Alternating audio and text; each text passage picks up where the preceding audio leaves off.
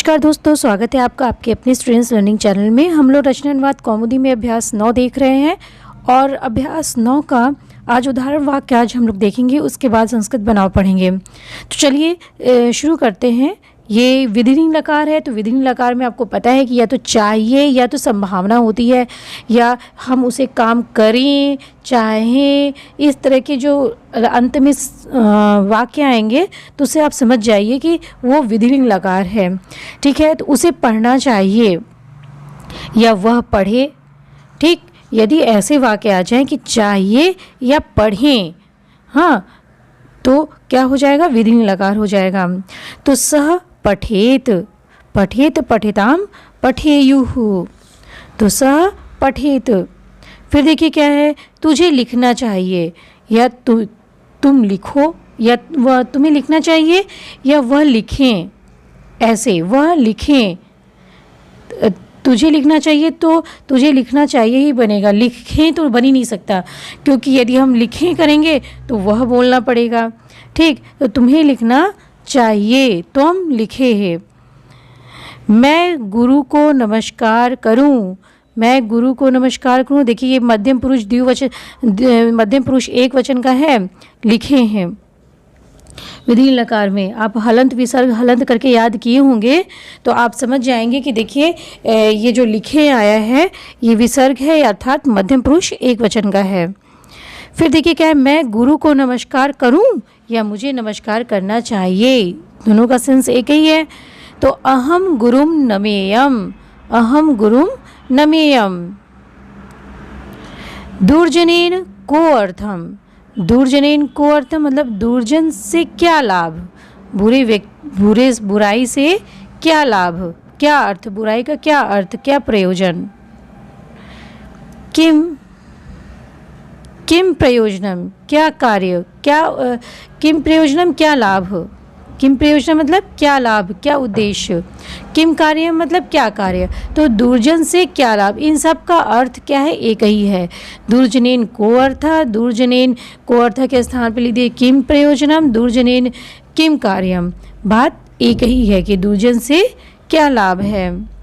अलम भोजनेन, अलम भोजनेन, देखिए तृतीय विभक्ति लगी है, अलम है तो भोजन मत करो, अलम भोजनेन, भोजन मत करो। पादेन खंजः, पादेन खंजः पैर से लंगड़ा, खंजः मतलब लंगड़ा, पैर से लंगड़ा। गुरु शिशुम प्रश्नम पृच्छेत, गुरु शिशु से प्रश्न पूछना चाहिए, गुरु को शिशु से प्रश्न पूछना चाहिए या गुरु शिशु से प्रश्न पूछें। हाँ, पूछे भी कर सकते हैं और पूछना चाहिए, दोनों कर सकते हैं। सूर्य मरीचि भी तपेत, सूर्य मरीचि भी से किरणों के द्वारा तपना चाहिए या तपें। सूर्य किरणों के द्वारा तपे, किरणों से के द्वारा गर्म हो, किरणों के द्वारा तपे। ठीक है, फिर है देखिए क्या है, इंदु सुधाम वर्षेत, इंदु सुधाम, इंदु सुधा की, इंदु को यानी चंद्रमा को सुधा की वर्षा करनी चाहिए। ठीक है, इंदु को सुधा की वर्षा करनी चाहिए।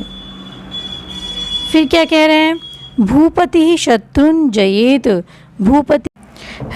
भूपति ही शत्रुन जयेत।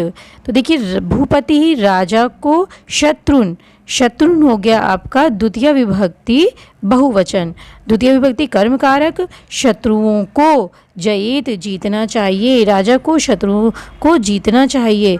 साधु, फिर क्या कह रहे हैं, साधु पशु भी सहचरेत, साधु पशुओं के द्वारा, ये पशु भी, पशु भी तृतीय विभक्ति बहुवचन, पशुओं के साथ घूमना चाहिए, साधु को पशुओं के साथ घूमना चाहिए, यानी सज्जन को पशुओं के साथ घूमना चाहिए। ठीक है, फिर देखिए आगे क्या है, तरु फलह नमेत, तरु वृक्ष, फलह, फलह हो गया आपका तृतीय विभक्ति बहुवचन, तृतीय विभक्ति बहुवचन।